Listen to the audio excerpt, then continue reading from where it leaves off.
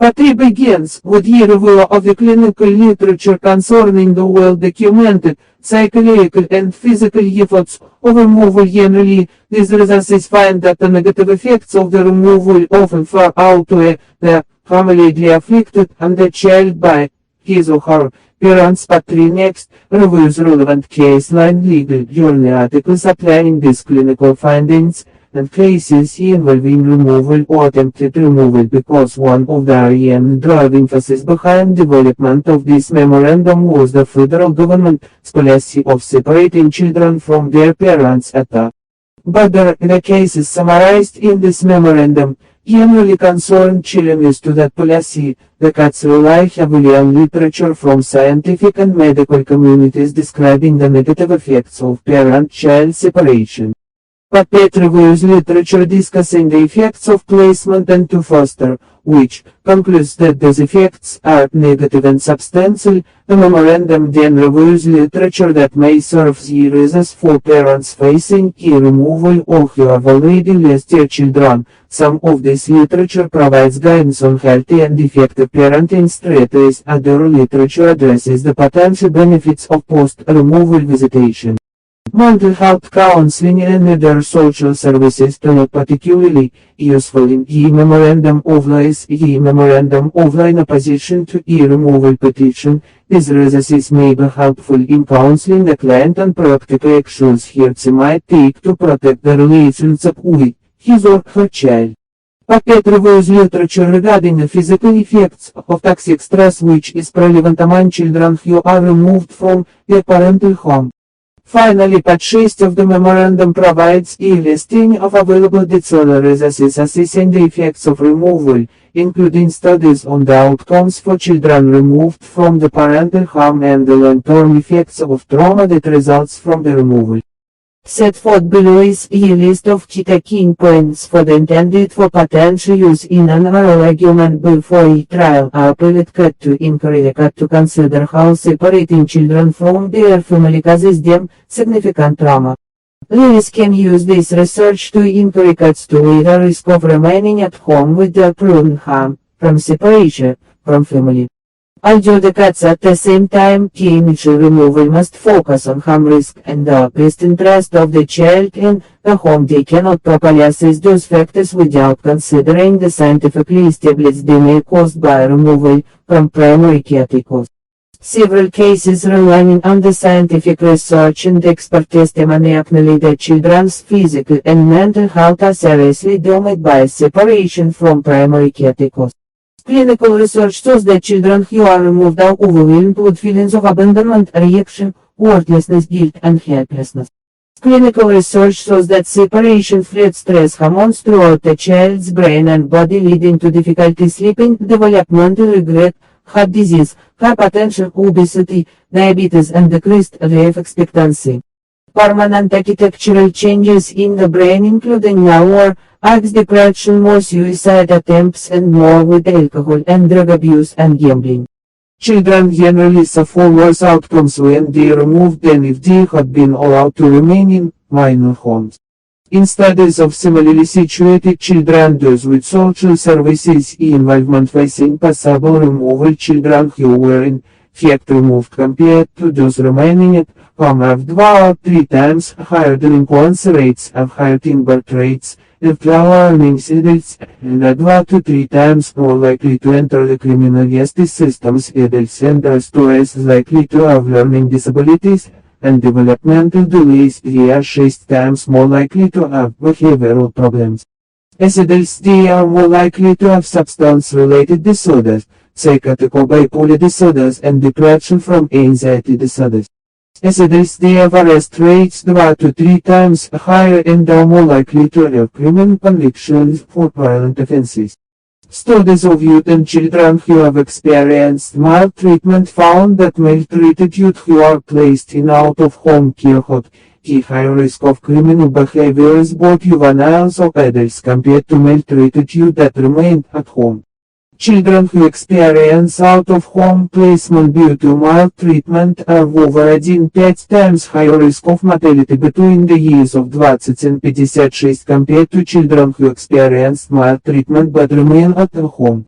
Studies examining the outcomes for individuals placed in foster care as children found that more than half of the individuals in one of the studies had clinical levels of at least a mental health problem, out of which a substantially higher than those of the general population in the same year range. The sample from the Northwest Foster Care Alumni Study 2005. Children generally suffer worse outcomes when they are removed than if they had been allowed to remain in minor homes. In studies of similarly situated children, those with social services involvement facing possible removal, children who were in fact removed compared to those remaining at home have 2 or 3 times higher delinquency rates, have higher teen birth rates, have lower earning adults, and are 2 to 3 times more likely to enter the criminal justice systems. Adults and are twice likely to have learning disabilities and developmental delays. They are 6 times more likely to have behavioral problems. As adults, they are more likely to have substance-related disorders, psychotic or bipolar disorders, and depression from anxiety disorders. As adults, they have arrest rates 2 to 3 times higher and are more likely to have criminal convictions for violent offenses.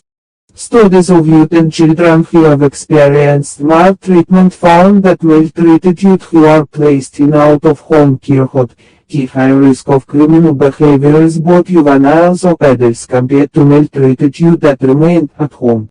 Children who experience out-of-home placement due to maltreatment have over 1.5 times higher risk of mortality between the ages of 20 and 56 compared to children who experience maltreatment but remain at their home. Studies examining the outcomes for individuals placed in foster care as children found that more than half of the individuals in one of the studies had clinical levels of at least a mental health problem, out of which a substantially higher than those of the general population in the same year range. The sample from the Northwest Foster Care Alumni Study 2005. Foster children have been shown to have higher rates of health problems than other poor children receiving Medicaid. 68% of the studied children had not been vaccinated for months, 36% had not received vaccination for measles, and 23% had not received protection from diphtheria, tetanus, and pertussis. An estimated 12% receives no routine healthcare during healthcare, 34% received no immunizations, and 32% had at least some identified health needs that were not met. Foster children experience poor sexual health outcomes and health outcomes engage in sexual behavior at a younger age, and are more likely to engage in riskier sexual behavior than their peers in the general population. Post-traumatic stress disorder rates for individuals, and one of the studies was up to twice high for war veterans. Completion rates for post-secondary education among foster care alumni were dramatically lower than the general population. Harm resulting from separation of a parent and child. Introduction. This section of the memorandum explains 3 areas of research concerning the harms visited upon children as a result of forced removal from their parents. The section reviews the scientific literature discussing the general effects of removal on the child, as these results indicate that certain long-term effects on the child's mental and physical well-being are often devastating. These effects include severe anxiety, depression, PTSD, and toxic stress. Separation can also result in delays in cognitive development. Further, the child may suffer physical harm that is manifested as a result of stress-induced release of hormones that impact brain and organ function. This section summarizes key decisions in early articles that recognize the deleterious effects of parent-child separation. With respect to the case law, this memorandum focuses principally on decisions concerning the children used to the government's policy of parental separation at the border. Those decisions recognize that even temporary separation can result in irreparable and grave harm. The early articles similarly build and adopt the findings of the scientific community, and advocate for the skillful exercise of their discussion in child removal cases. And finally, this section analyzes research specifically addressing the negative impact of placement into foster care and the negative effects associated with living in foster care. In response to the separation of families at the border in 2008 article explains the harm that can result when a child is removed from his or her parents. Citing statements released by a scientific community in response to current events, the article focuses on the devastating effects for both child and parents. The article Aaron Sidney, social and psychiatric epidemiologist at Massachusetts General Hospital Center, who states that the scientific evidence against separating children from families is crystal clear, and we all know it is bad for children to be separated from caregivers. The article details the harm that can result from the monsoon of stress hormones flooding the brain and body, not impotence, increased risks of developing heart disease, diabetes, and even certain forms of cancer. Quoting Common Rosa Child Trauma Clinical Services and Training Lead of Boston Medical Center's Child Witness to Violence Project, the article states that even when children are in the care of parents who may not be able to meet their needs, they still organize their behaviors and thinking around these relationships and go to great lengths to maintain them. This article documents the potential and time effects of family separation on children. The article includes an interview with Ellen Shapiro, assistant clinical professor of pediatrics at Albert Einstein College of Medicine, in which he examines the various acute and long-term harms caused by family separation. According to Shapiro, separation can impact children in various ways, including developmental regression, difficulty sleeping, depression, and acute stress. Dr. Shapiro also notes that the younger you are when exposed to stress, the more likely you will have negative health outcomes caused by dysregulation of stress response. That dysregulated stress response in turn leads to architectural changes in the brain, which means that the future children might end up with serious learning, developmental, and health problems, pointing to the results of a 17-patient study called Adverse Child Experiences as Dr. Shapiro further asserts that family separation may also lead to long-term chronic medical conditions like cardiovascular disease, hypertension, obesity, and decreased longevity. Separating a child from their parents and putting them into the care of social services can increase a child's risk of becoming a runaway and a victim of child sex trafficking. Over nearly 25,000 runaways reported to the National Center for Missing and Exploited Children in 2071, and 7 were likely victims of child sex trafficking. Of those, 88% were in the care of social services when they went missing. This study examines the impact of early mother-child separation on both maternal parenting and later child development through the lens of attachment theory, which generally posits that caregivers must be present and accessible in order for their children to become attached to them. The study defines separation broadly as any separation from the mother that lasts 1 week or more within the child's period years of life. The study concludes that any such separation, even if occurring for innocuous reasons, can result in distress for a young child who lacks the cognitive abilities to understand continuity of material availability. The study's findings were based on observations of 2080 predominantly poor families collected over a period of 5 years, controlling for baseline family characteristics and indicators of family instability. The study found that the separation of mother and child was regulated to higher levels of child negativity toward mothers at age 3 and aggression at age 3 and 5.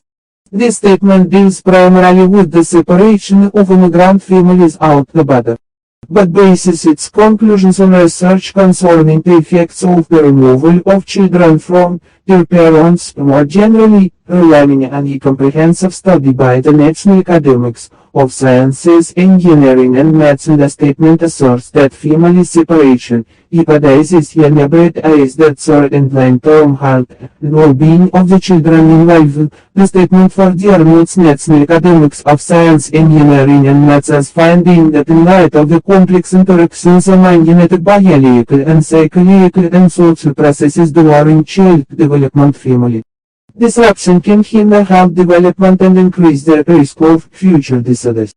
This set informational form provides a summary of the abnormal processes that occur when a child is separated from his or her parents. Through visual aids, the film demonstrates how stress from separation can impact a child's brain within the first few minutes of removal. According to psychologist Karen Lansrud and Robin Dutch, even very brief separations are stressful for infants and young children because cortisol stress hormone floods the brain and begins to damage brain cells.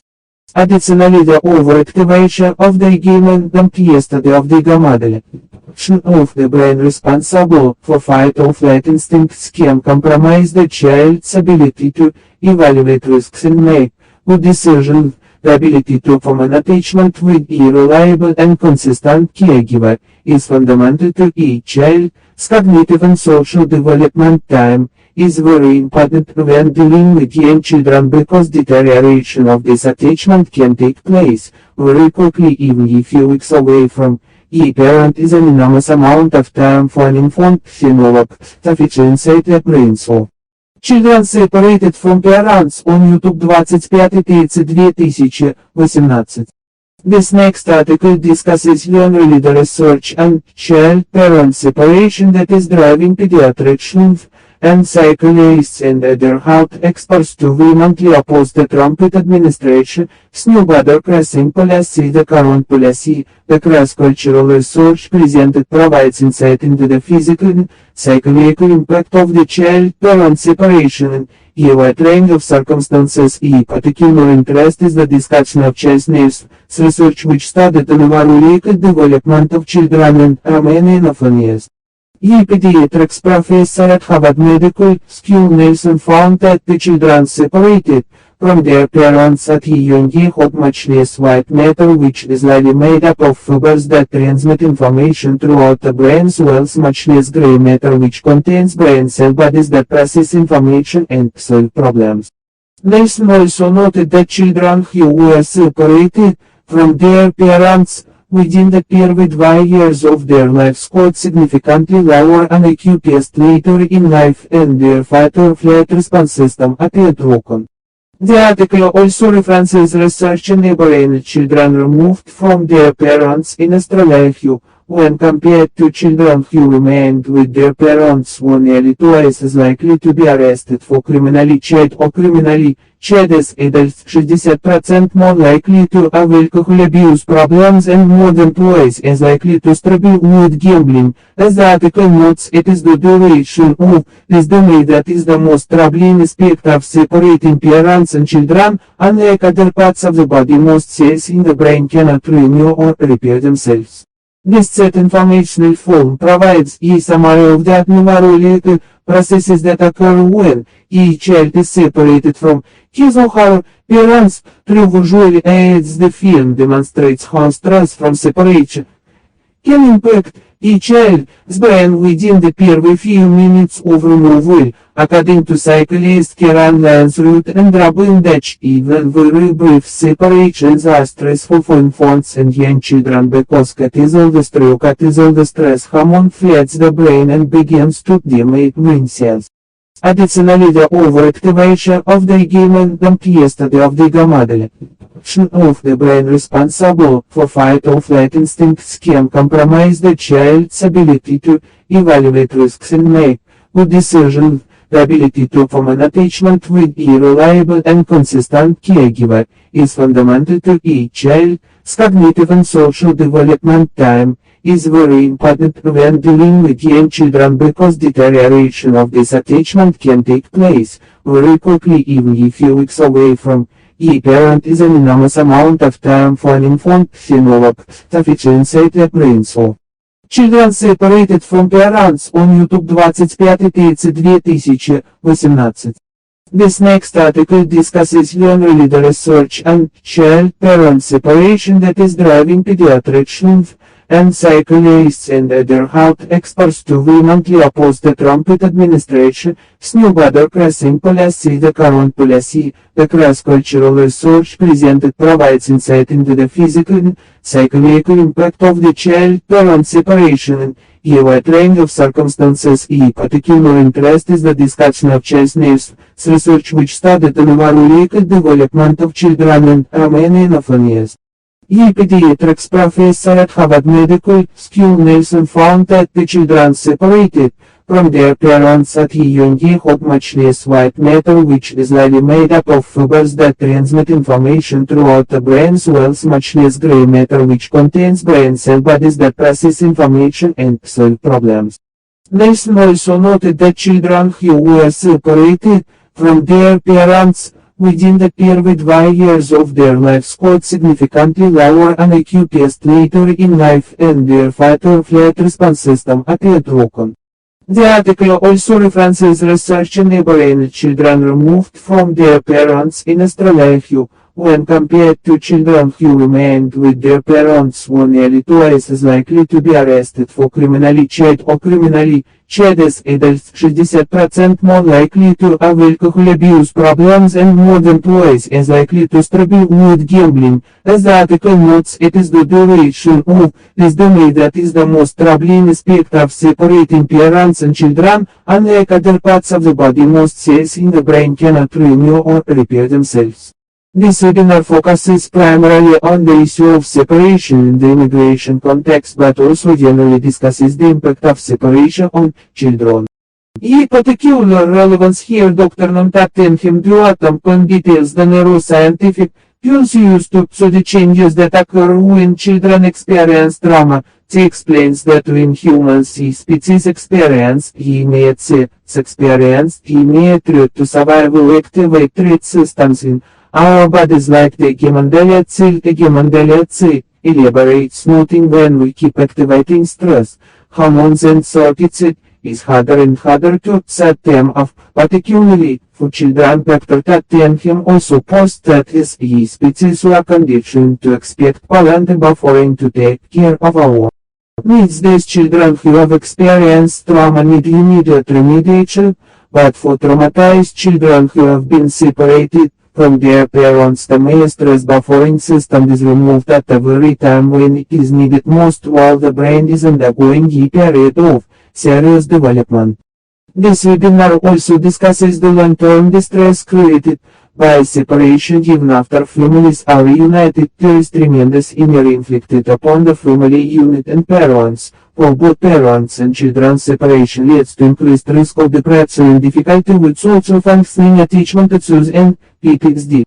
Exposure to trauma in childhood can both stunt cognitive development and alter the structures of a young brain in profound ways. Thanks to the groundbreaking Adverse Childhood Experiences study conducted by Kaiser Permanente and the Centers for Disease and Control and Prevention, we know that exposure to traumatic events in childhood is strongly correlated with increased risk of suicide attempts, drug addiction, depression, chronic obstructive pulmonary disease, pulmonary disease, heart disease, and liver disease. More detailed information about the study can be found in Relationship of Childhood Abuse and Household Dysfunction to many of the leading causes of death and deaths, published in the American Journal of Preventive Medicine 1998, volume 14, PS 245-258.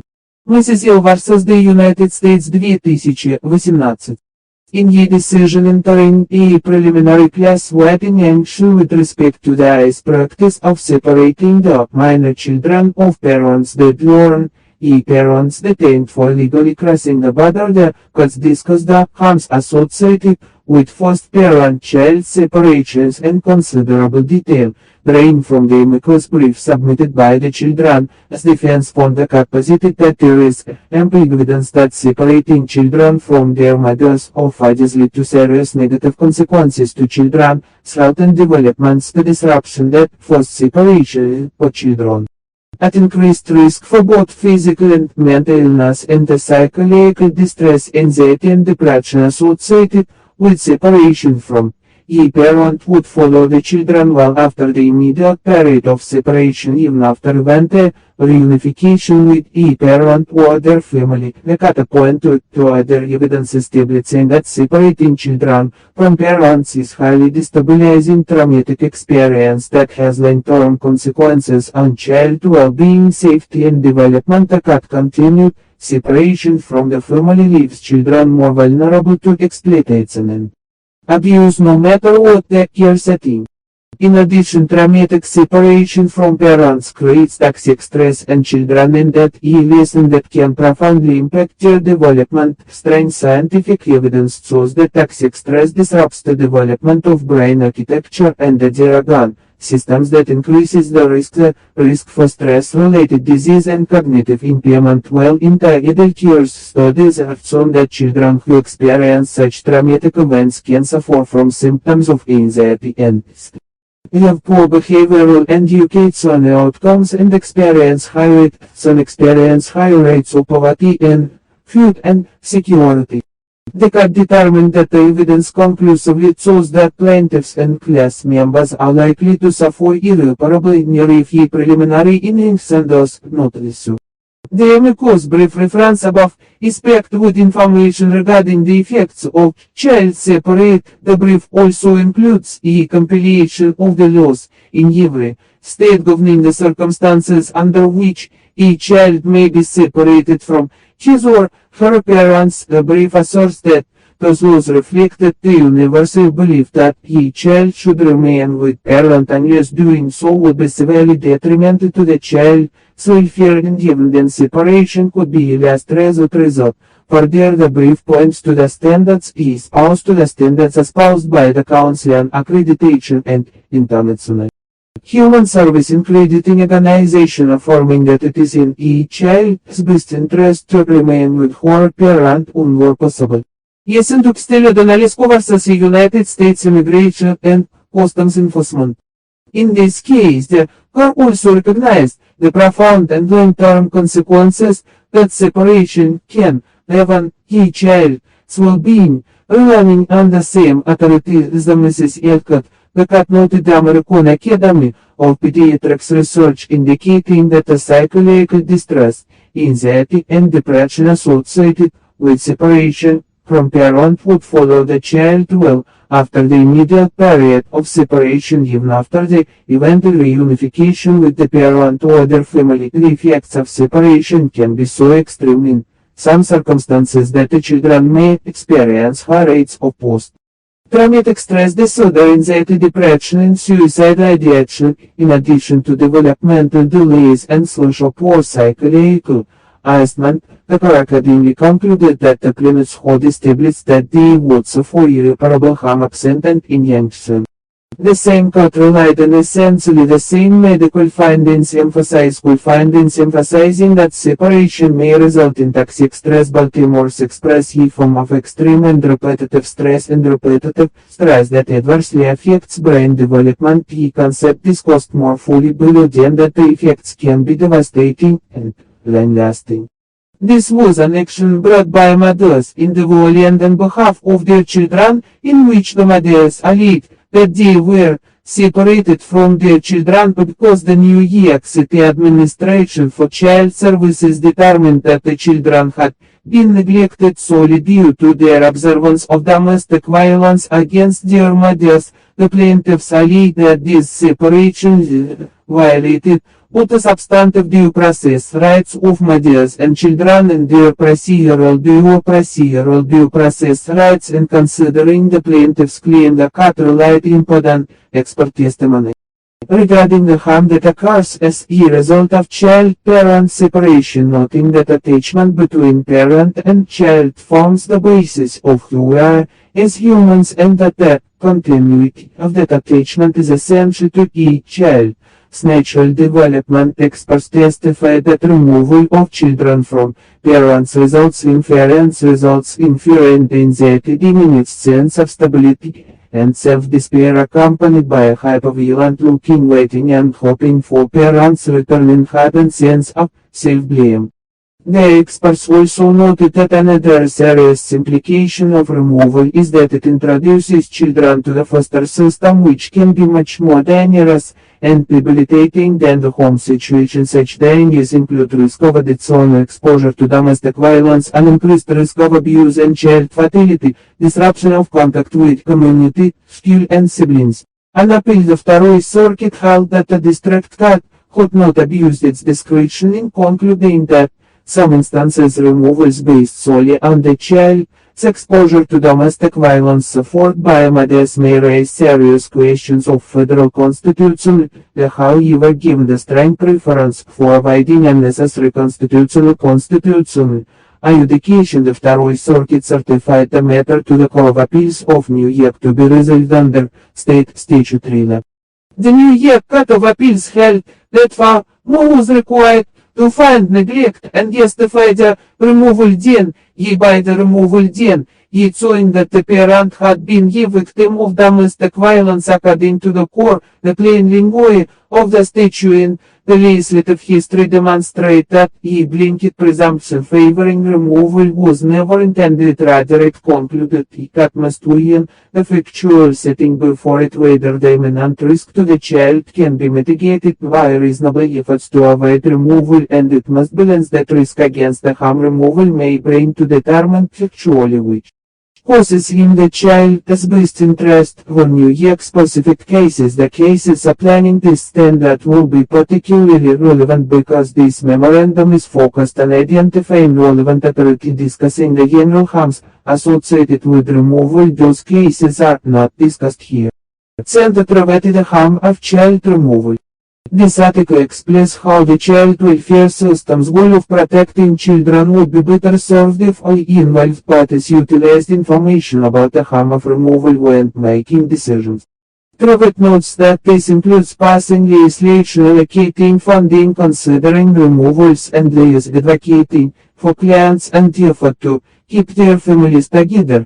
Trevet argues that all potential harms of removals should be considered and weighed against the risks of remaining in the home before deciding whether removal is in the child's best interest. The article considers harm caused by a parent-child separation, including anxiety and attachment disorder, tremendous others, the trauma of actually being removed from the home, the grief and confusion surrounding removal, and the unstable nature and high rates of abuse and the foster system. Trevet notes that removing minority children from their communities inflicts its own distinct traumas. Removal affects their sense of identity and cultural belonging.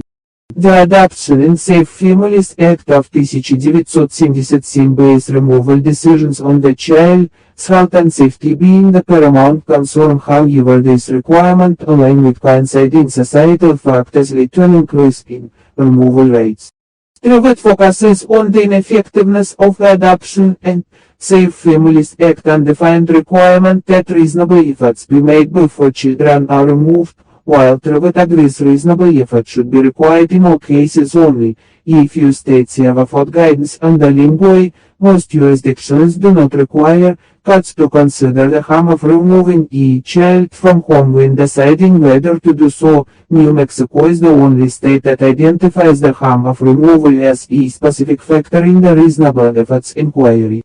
New York and the District of Columbia are the only jurisdictions that overtly require government officials to consider the harm of removal, and their substantive removal statutes. The District of Columbia affirmatively requires such consideration in the substantive removal statute. According to Trevet, existing laws can be improved. For instance, a statute that simply codifies New York's case law and reforms can be implemented within the existing child welfare framework at state and federal levels to better protect children from harm. This article centers explains the plight of such children who spend less than 30 days in the foster care system. According to Centeran, removing children, even abused and neglected children, from the custody of their parents harms them emotionally, developmentally, and socially. citing the work of Joseph Bell Cinqueron calls attention to the increased severity and infrequency of these problems for children removed to foster care compared to similar children who have remained in the home presenting a more child-centered narrative. He calls for the harm caused by removal to be balanced with the other factors traditionally considered by the courts. Ultimately, Cinqueron argues that juvenile courts are failing to use the tools the federal reasonable efforts requirement and the early appointment of parents' counsel to prevent unnecessary entry of children into the foster care. According to Cinqueron, the federal government must acknowledge the problem of states by utilizing data related to children who may unnecessarily enter foster care in the Child and Family Services review the accountability process used to assess state compliance with the federal child welfare requirements.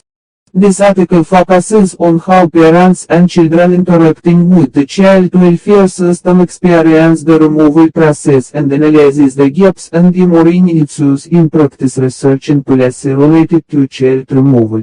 The article establishes the case for why child welfare professionals should be alarmed about the process by which children are removed from their parents and placed in foster care, details the profound trauma removal inflicts on children and their parents. 1.2 Hazard nature of the removal process revealing the fact that far too many children are likely unnecessarily removed from their parents. The article concludes with specific policy and practice recommendations aimed at curbing child welfare.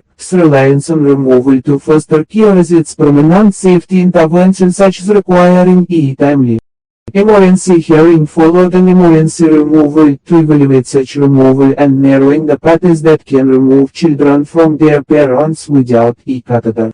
Focusing more on the impact on the parents' rights as a result of temporary removal, and then the importance of legal representation of the parents from the beginning. Permanently argues that even a temporary removal is an enormous imposition on parents' constitutionally protected interests, noting that once removed it can be very difficult to obtain the return of the children to their parents. He concludes that parents' rights to the care, custody, and control of their children can be meaningfully protected only if the parents can keep custody of their kids from the onset. Developing a trauma-informed child welfare system. Children, с Бавару 2015 Панту Child Welfare Пантугов is Child Welfare Пантугов. This brief discusses the steps that may be necessary to create a child welfare system that is more sensitive and responsive to trauma. According to the National Child Traumatic Stress Network, a trauma-informed system is one in which all parties involved recognize and respond to the impact of traumatic stress on those who have contact with the system, including children, caregivers, and service providers. Trauma-informed practices, the brief argues, are better able to address children's safety, permanency, and well-being needs. The brief provides an overview of trauma and its effects and focuses on the primary areas of consideration in the child welfare process: workforce development, screening and assessment, data systems, and evidence based on evidence-informed treatments and funding. Rebecca Bonagora, redefining the baseline reasonable efforts, family preservation and parenting foster children in New York 2008 asserts that removal and placement in foster care may have a worse impact on the child than neglect has, as neglect can contribute to cognitive, social and emotional problems. Going to emotional problems, removal may also cause emotional problems by disrupting a child's ability to bond with his or her caregiver. Liefman argues that in order to protect children from the perils of the foster care system, we must examine the outdated and short-sighted standards nearly every state currently uses to justify initially removing children from their parents. Lieberman contends that the exclusive focus on the harm caused by parents fails to acknowledge that placement and foster care even temporarily poses a risk of harm to children. Specifically, Liefman highlights data regarding the poor outcomes for many foster children with respect to the education and financial well-being, as well as mental and emotional and physical harm. According to Laguna Planning, Grimble and Insinski, comprehensive risk assessment analysis to the legal process would be critical второй step to judicial determinations at temporary removal hearings and for a whole new level of protection to the children at issue. Under this assessment, in order to determine placement of the child, you would weigh the risks of remaining in the home against the risks of harm to the child if they were removed from the home and select the least detrimental alternative to address in the context of international law. Recognize that child removals are frequently traumatic for all concerned. Author specifically address temporary removals, emphasizing that they may cause lasting harm to the children and to the stability of the family relationship. They go on to criticize that too hasty resort to removal anytime the child's well-being is at all in doubt, and he practice that indeed is the official policy of many child protective services. Ye need for comprehensive risk management systems in child welfare 2001.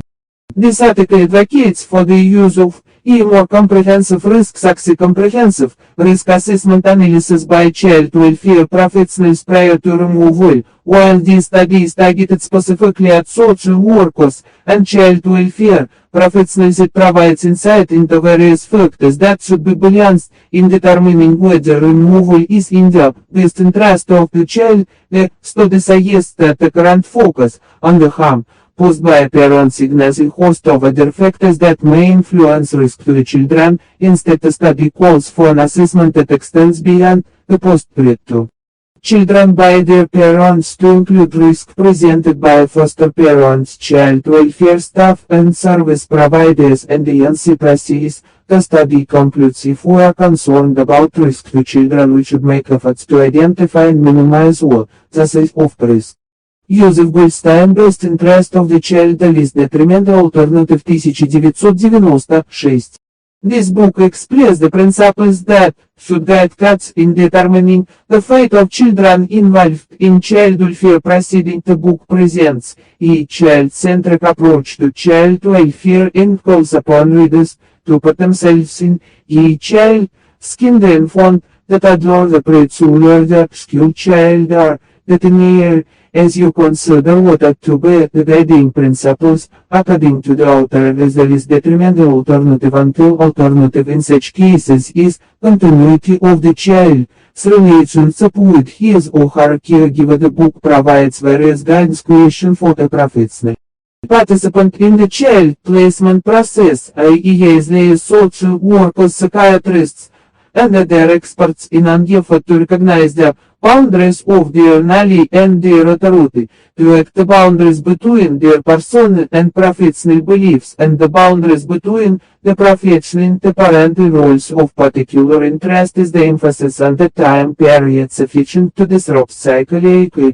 child-parent relationship, noting the unique temporal abilities of young children, and the tells content that fortunate for children under the age of 5 years and the absence of parents for more than 2 months is tolerable for younger school-age children, and absence of 6 months or more may be similarly detrimental. Use of Goldstein medical care for the child at risk and state supervision of parental autonomy, 1977. This article explains the importance of the rights to parental autonomy and family privacy and the reciprocal liberty interest of parent and child and the familiar bond between them, noting that they require no greater justification than that they convert each state's fundamental constitutional commitment and individual freedom and human dignity.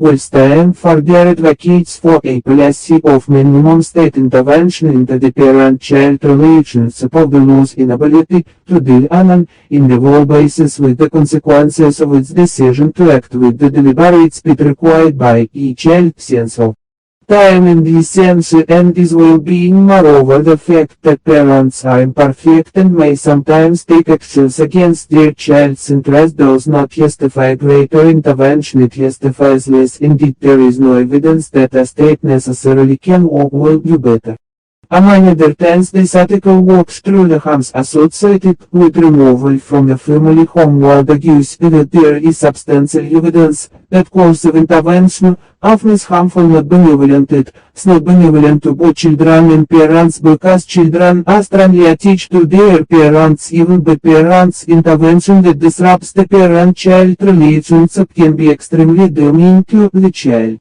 For that reason he argues that the court has discretion to decide removal issues should be strictly limited by defining in advance those harms justifying intervention and the steps that may be taken to alleviate the harm.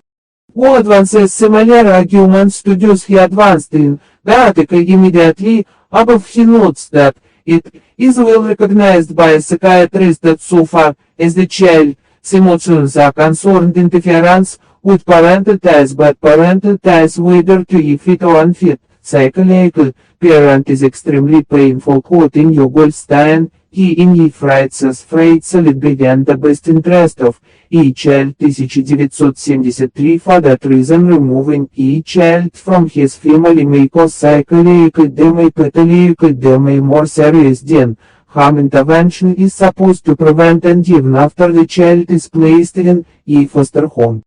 And the initial damage is already done. The child is frequently subjected to numerous moves.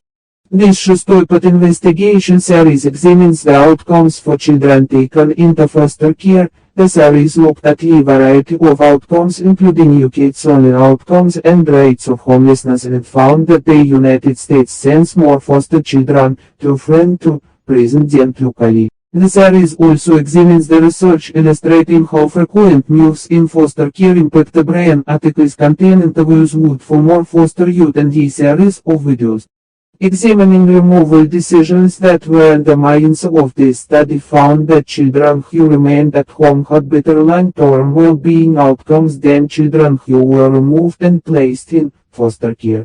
The study tracked at least 15,000 children between 1990 and 2000 and in order to avoid results attributable to family background, extreme cases of abuse or neglect were screened out and instead anonymized cases were used.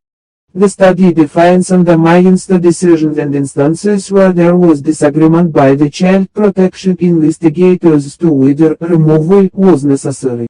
By using the removal tendencies of investigators as an instrumental variable that induces change in the explanatory variable but has no effect on the dependent variable, the study identifies the effects of foster care placement and child outcomes for school-age children. The study provided the peer viable empirical evidence of the benefits of keeping kids with their families and confirms that the experience and observation tells us kids who can remain in their homes do better than in foster care. Using the assumption that the child protection cases are effectively randomized to investigators, this follows-up study explains on additional outcome of their youth and foster care. This follow-up study uses instrumental variables to estimate the causal effects of foster care and certain long-term outcomes. Again, examining children on the minds, the study focuses on two outcomes: juvenile delinquency later in life and emergency health care use. In the year following a report of abuse, according to the study, placing children in foster care increases their likelihood of becoming delinquent during adolescence and requiring emergency health care in the short term.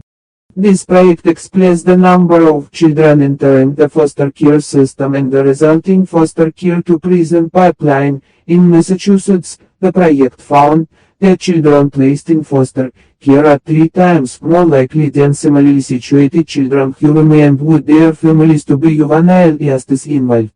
Additionally, national and Massachusetts data shows that placement instability when a child is moved to multiple out-of-home placements is a key risk factor for later juvenile justice system involvement. The project also discusses a survey of the success of PTSD among foster care alumni, which revealed that many of the alumni identified the needs. Home removal is it involved having to recreate relationships. Finally, this project also provided that behavioral problems were 6 times more likely among children who spent time in foster care and that foster youth, having 3 times greater risk for that diagnosis and are twice as likely to have learning disabilities and developmental delays than children not in foster care. The project then provides various recommendations in response to the numerous detrimental effects of foster care previously discussed, namely, invest in promising practices and program models to prevent child removal and safety, promote family stabilization services by it underinvests and in home and reunification services. The Federal Family Care Act presents an opportunity for its only funding to safety prevent out of home removals. Recent research found that opioid-dependent newborns to remain with their mom, save fewer hospital stays and fewer infants needed medication-assisted withdrawal treatment. Parents' service plans, however, may conflict with this promising clinical treatment unless service plans begin to adapt to evolving yet growing science. Early recognition of behavioral problems stemming from exposure to trauma should result in an investment and interventions that promote positive youth development to better prevent the intensification of the problems and the poor outcomes associated with them. Early efforts to develop a child's skills, self-esteem and positive investments in their future include consistent involvement with positive trusted adults with positive pro-social community activities. Resilient men service taken how children experience removal from their parents preliminary to placement and foster care adoption quarterly to 1998. This paper presents the results of a qualitative study of the removal experiences of 90 inner-city children aged 8 to 14 who entered foster care in middle childhood due to abuse and or neglect. Using attachment theory to interpret the children's narratives, the paper demonstrates a progression of traumatizing events ensuing from the placement process. The paper focuses only on the crisis period of the fostering process, i.e. the child is initially removed from his or her parents. According to the paper, separation from caregiver is severely threatening for the child irrespective of the quality of the child's experience with the parent. As a result, the day of placement constitutes a crisis for children because everything in their lives changes and the children are overwhelmed with feelings of advancement, reaction, worthlessness, guilt and helplessness. The findings suggest that these feelings were intertwined with an overwhelming sense of loss. Recalling the day of this removal, one child stated, "I thought that they was gonna take me to where they lived. Being in a policeman's house would be fun, but not fun without being with my parents, cause I love him." When asked where he thought he was going, another child simply responded, "Away from my mother. I was going to leave my mother for good." Catherine Lawrence, Impact of Foster Care on Development, 2006. This study examines the relationship between foster care placement and the development of behavioral problems.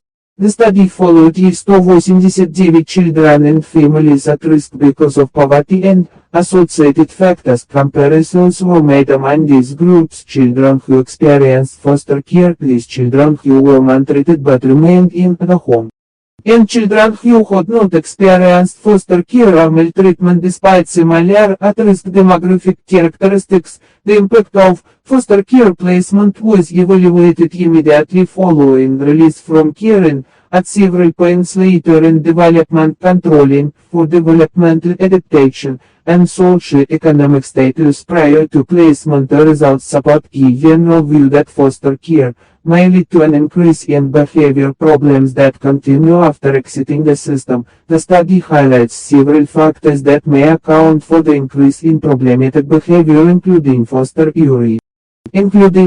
care as an intervention that can expose its recipients to difficult developmental challenges and the lack of comprehensive psychological services afforded to foster children. Use of Pirayan and Mactis, the child maltreatment and juvenile delinquency tool and TC investigating the role of placement and placement instability child and youth services, 2005. This study explains the correlation between the increased risk of maltreated children engaging in delinquent behavior and the use of substitute care, placement and stability, while removing children from high-risk environments should decrease the risk of delinquency.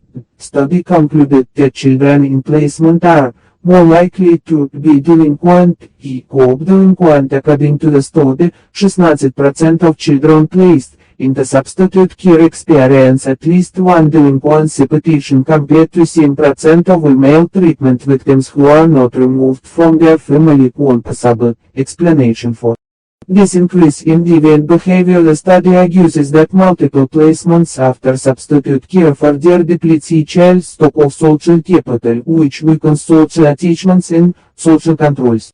Researchers conducted a population-wide study using the 1987 Finnitzberg cohort, which collects data from child welfare medical and criminal registers for those born in Finland in 1987.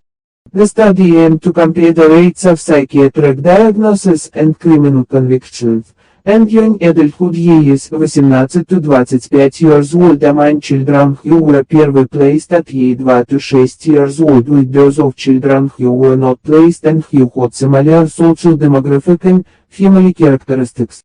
Of 54. 814 individuals included in analysis 388 were placed out of home at ages 2 to 6 years, for whom 386 were assigned matched controls at ages 18 to 25 years. Those who had been placed out of home had a greater risk compared with never placed controls, for such as controls for substance-related disorders, psychotic or bipolar disorders, depression and anger, depression, anxiety disorders, neurodevelopmental disorders or other mental disorders. Additionally, those who had been placed children were more likely to use psychotropic medication and to have higher rates of criminal convictions for violence and property offenses. National Scientific Council on the Developing Child 2012. This working paper examines children rate and institutions. It explains that young children who live in such settings experience little more than transient serve and return interactions. Frequent staff rotations mean that infants are cared for by many different people, making it extremely difficult to develop meaningful relationships with any single caregiver, and in such circumstance although basic needs for food, warmth, shelter, and medical care may be met by avoiding most legal definitions of neglect, the setting itself may still be a precipitant of severe psychosocial deprivation for the youngest inhabitants. Institutionally raised children also show differences in the neural reaction that occurs on individual is processing information, such as looking at faces to identify different emotions. These findings indicate impairments in the way the brain interprets such input and are consistent with behavioral observations that neglected children struggle to correctly recognize different emotions and ideas. Finally, when compared with children who have been victimized by over physical maltreatment, young children who experience prolonged periods of neglect exhibit more severe cognitive impairments, lingual deficits, academic problems, withdrawn behavior, and problems with peer interaction. This suggests that sustained disruption of serve and return interactions and early relationships may be more damaging to the developing architecture of the brain than physical trauma. Correlates children with disrupted attachment histories, intervention in psychophysiological effects 2009. The study asserts that while a child may be more physically secure if removed from the home, in certain circumstances they may not necessarily be more emotionally secure. Young children who may not yet have had the opportunity to develop secondary attachment relationships are particularly at risk, since they may lose the only source of security and comfort they had. Unfortunately, however valuably needed, it was. Discussing psychobiological propositions alongside attachment theory, this study demonstrates the hidden physiological responses to child-parent separation. By examining excess activity, the study suggests that foster children so more activity within systems facilitating fight or flight behaviors than social engagement. This results increased in foster children with atypical attachment behavior. If children must be placed out of home, the study argues more is needed than a physically safe family. According to the study, well-designed intervention aimed at foster parents may enable psychological performance psychophysiological parameters within the normative range. Motivation and attention neurobiological programming of early life stress function development, Switzerland 2017. This paper discusses role of emotional regulation circuitry implicated and stress-related psychopathology from the development and transdiagnostic perspective. I have noted this paper explains that an incomparations with studies and adult early life stress samples children and adolescents with history of early adversity also to enhance amygdala reactivity to emotional stimuli. Previously institutionalized youth with a history of institutional care exhibit heightened amygdala reactivity to threat-related facial expressions across childhood and adolescence. Further, this paper explains that in a cross-sectional study from early childhood to late adolescence, previously institutionalized youth showed an atypical trajectory of age-related changes and threat-related amygdala, MPFC, connectability relative to comparison youth such previously institutionalized youth exhibiting more mature adult-like connectability. At younger years, youth with trauma exposure also saw atypical amygdala preferent fungal function in response to emotional distractors, with weaker negative connectability between the amygdala and the cranial axis relative to comparison youth. This is to say that exposure to childhood trauma creates lasting impacts, but so too does institutionalized care. When discussing the importance of caregivers, this paper notes that evidence across species shown that caregivers regulate emotional and neurobiological development. In rodent pups, maternal presence has transient effects on cortisol release and amygdala function, such that maternal presence blocks stress reactivity and fear learning during the early stage of rapport development. Similar social buffering effects have been identified in humans. Parent availability reduces cortisol response to social stress and enhances emotional regulation abilities in children. Moreover, parental stimuli can induce transient changes in functional connectability of the amygdala minus MPFC circuitry, and these neurobiological changes predict the degree of parental buffering of children's emotional regulation abilities. Together, these findings provide a plausible neurobiological mechanism through which caregivers can directly influence neuroaffective functioning during development. Altogether, these findings provide further insight into the neurodevelopmental mechanisms underlying the emergence of adversity-related emotional disorders and facilitate the development of targeted interventions that can ameliorate risk for psychopathology and youth exposed to early life stress. Renate Snyder, what happens to you to remove from parental care health and economic outcomes for women with a history of alcohol placement 2009. The study used data from the California Women's Health Survey to examine the mental and physical health problems or educational attainment and economic adversity for women ages 18 and older with and without a history of out-of-home placement. The study defined out-of-home placement as any removal from the parents or caregivers home by the state or county, surveying 368 women with a history of out-of-home placement and 9240 women without. The study found that history of out-of-home placement was associated with mental health problems, poor subjective health, smoking, obesity, educational attainment, living in poverty, and use of public assistance in adulthood. The study contends that overall these findings given the need for greater access to mental health and social services for youth and their home placement to improve their long-term health and economic well-being. Evidence-based for avoiding separation and child welfare practice and analysis of current research 2019. This report provides an overview of recent research and social science literature related to the impact of alcohol replacement in the foster care and family separation on the well-being of children who have experienced maltreatment. The research and literature reviewed address two main issues, namely the impact of alcohol replacement and the well-being of children who have been maltreated and the impact of placement and foster care with ECAN versus placement and foster displacement in foster care with strenuous and the well-being of children who must be removed from their biological parents. Although existing research shows the negative physical, mental, behavioral and social outcomes for children who experience out-of-home placement. One experience out-of-home placement. One criticism of the merit of such research is that they do not isolate the impact of alcohol replacement from the impact of the maltreatment that led to the Idaho replacement, raising the question of whether the negative outcomes are a result of being removed from a teen family or a result of the maltreatment experienced prior to the removal. This report reviews research within the last 15 years that address such criticism by using more advanced statistical methods to isolate the specific impacts of out-of-home placement on various measures of child well-being.